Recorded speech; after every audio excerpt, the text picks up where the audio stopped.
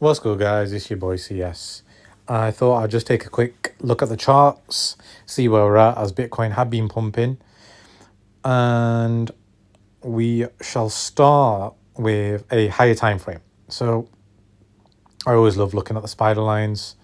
So in this month alone, we've tested 1, 2, 3 different spider lines. Currently, we bounced into this spider line and have now used it as support. And we will actually go and attack this Fibonacci level up here. But first, we need to have a close above this 59.4K region. And then possibly tomorrow go and attack the 60.6K region. So it'll be an interesting day. In terms of this falling wedge pattern that I had, this is currently at resistance on a massive weekly support and resistance zone. So, this one is the one that I always talk about that dates back to like 2022.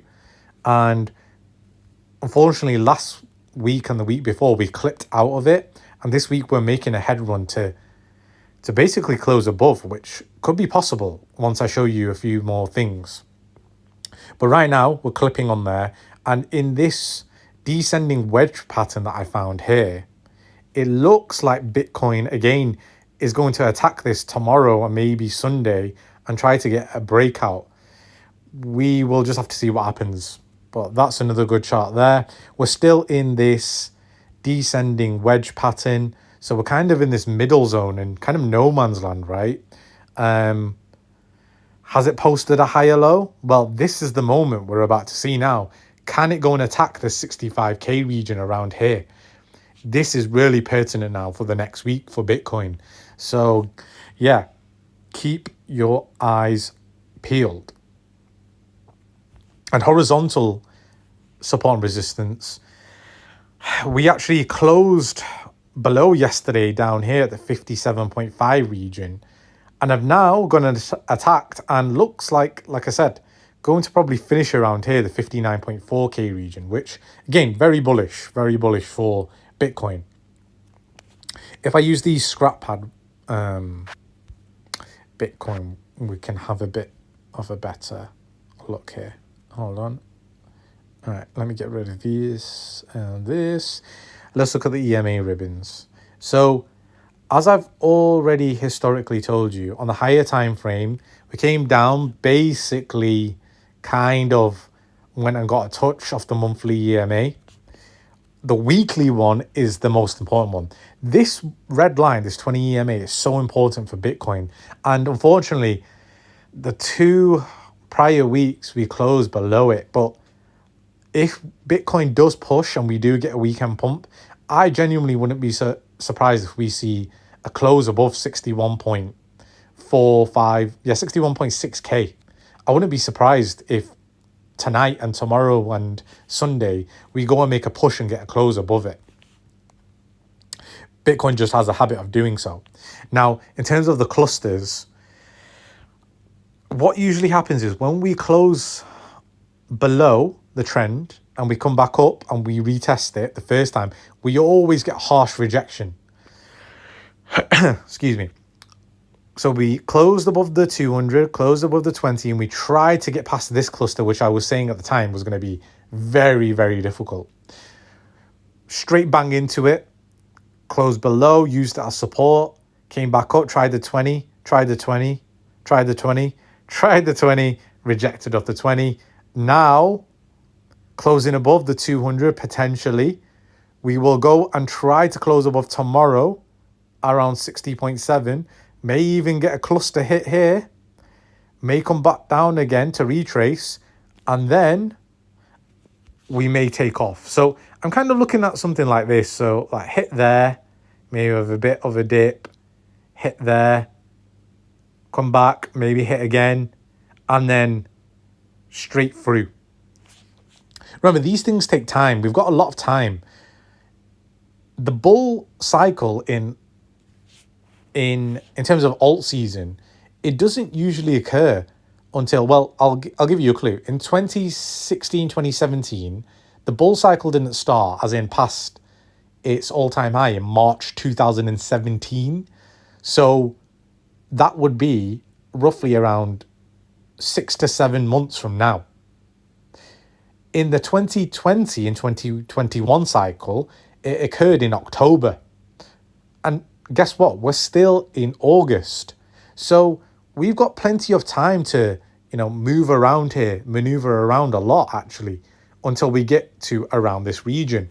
So this is actually a great accumulation range in spot. In leverage, again, I did take that Brett long, which I publicly posted, because it did hit a very key level, which was the 0.7850 level. And again, I'd love for it to come back down here. If it does, great, I'll go and accumulate here too. But right now, this is looking like a great support for Brett. And to be honest, Brett's the only coin, bar maybe Floki and, Wojak's probably going to turn green any second. There you go, Wojak's turned green. That has actually got plastered today. Every other coin has been doing really well. Now, the only correlation we need to determine here is, where is this USDT tether going? This is the one that we need to watch out for, because last week we used it as support and stayed above the 50 EMA.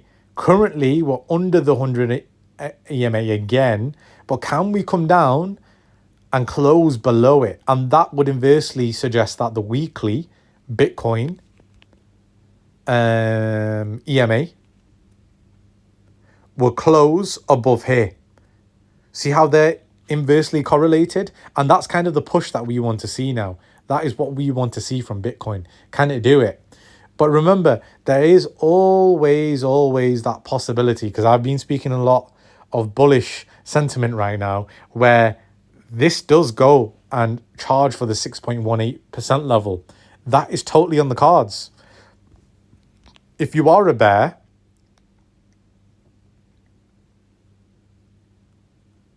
you're looking at this as a dead cat bounce. Now, this is just going to hit up here, around here, maybe around here, and then we're coming down for the last leg, down to 54k, down to 48k. Like, that's what you would be looking for if you were a bear.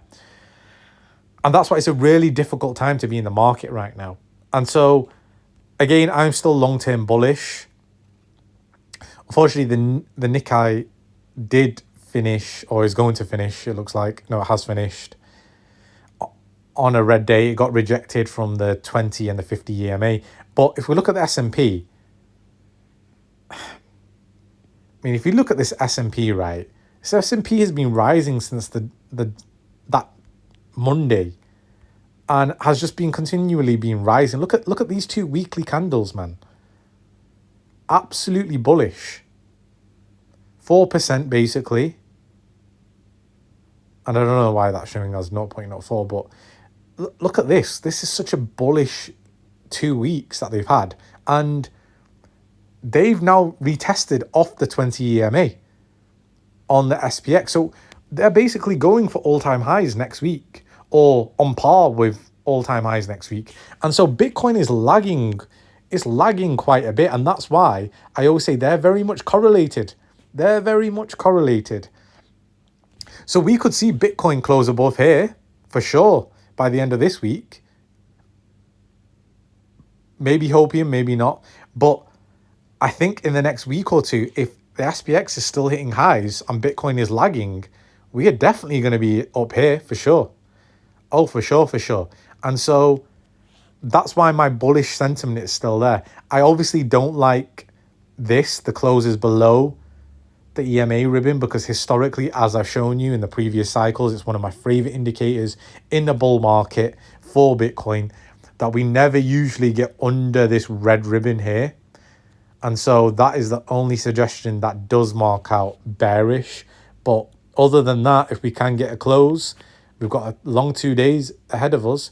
Very, very possible. And even right now, Bitcoin is coming to test the 200 EMA on the 1 hourly. And it's coming to test the 50 EMA. Now, can it test here, bounce around 59.3, use it as support, and then bang, can we go and attack the turquoise? Can we go and attack this region? And I'm probably being overly bullish right now, but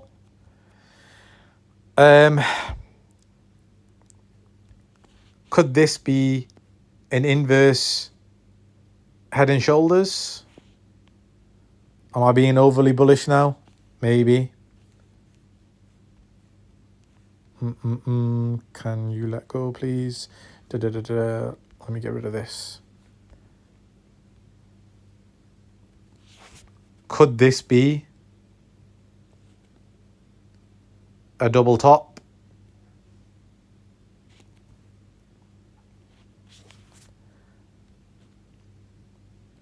If so, what we're looking at here, neckline around here.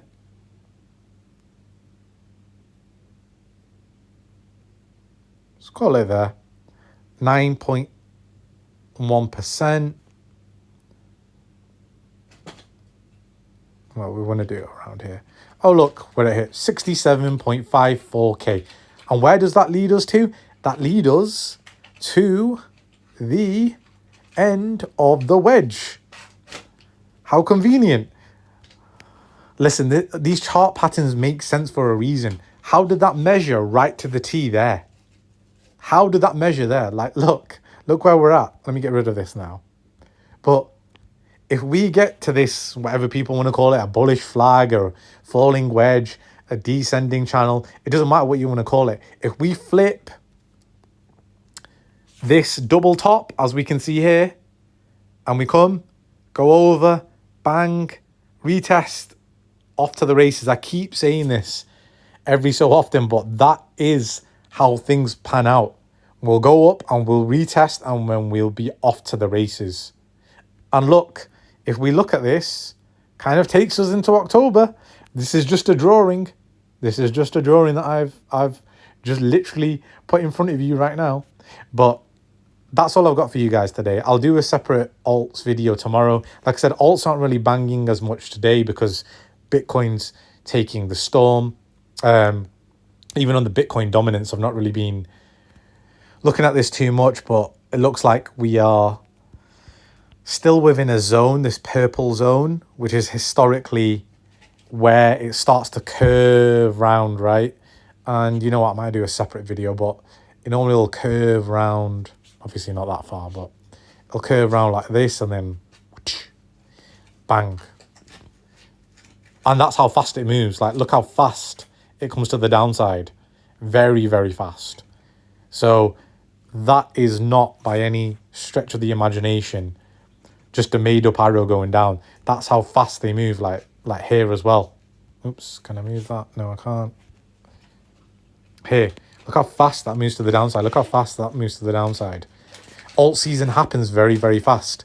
And we'll do a separate video actually on this, but you know, it takes months and months and months until we get into these really key zones. But we are very, very high at the moment, guys. Very, very high. So yeah, that's all I've got for you today, and I'll catch you in the next